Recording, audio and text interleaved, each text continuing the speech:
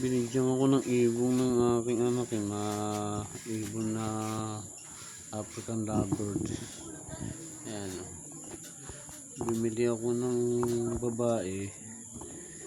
Mabigat inawi itong lalaki. Muntik nang mabulag. Nung makita ko ng umaga, may sugat yung mata. Kaya pinaghiwalay ko muna. Ginawa ko, lagi kong nilalagyan ng betadine. Buti na lang may betadine ako.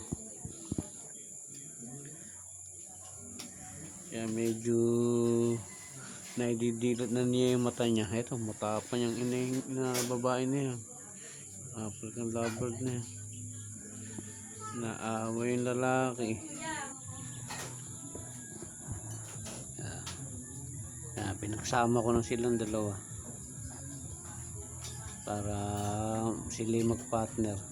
Niligyan ko ng kangkong at saka yung sanga ng malunggay. Mabisa yung sanga ng malunggay. Sa linggo pala sa aking ibon, mula nung lagyan ko ng sanga nangitlog na.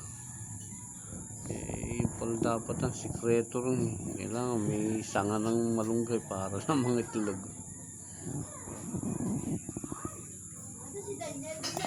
Ayan.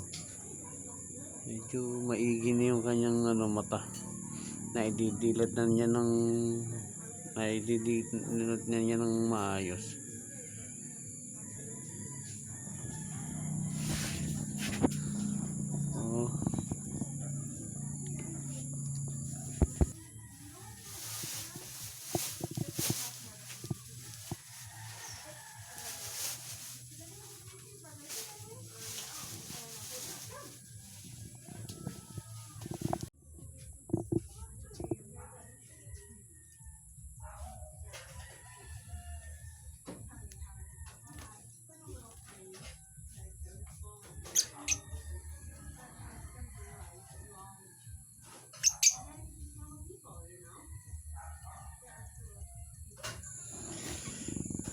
Ginagawa ko, bibigyan ko ng maraming pagkain. Baka kung mangitlog na rin ito ayun, katulad na sa taas, may itlog na yung kanyang partner. Kaya dinadagdagan ko ng lagay ng pagkain nila. Imbis na isang lang kutsara, ginagawa ko ng dalawa. Maghapon na yun.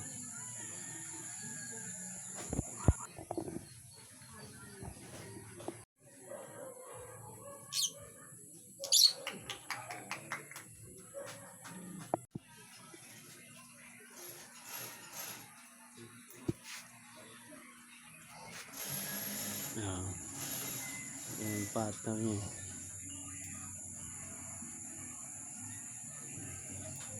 May kangkong.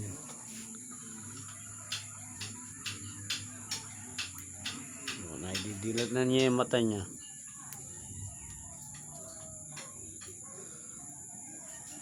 Binigyan ako ng anak ko ng ibon nakakawalang nakakalibang, nakakawala ng stress.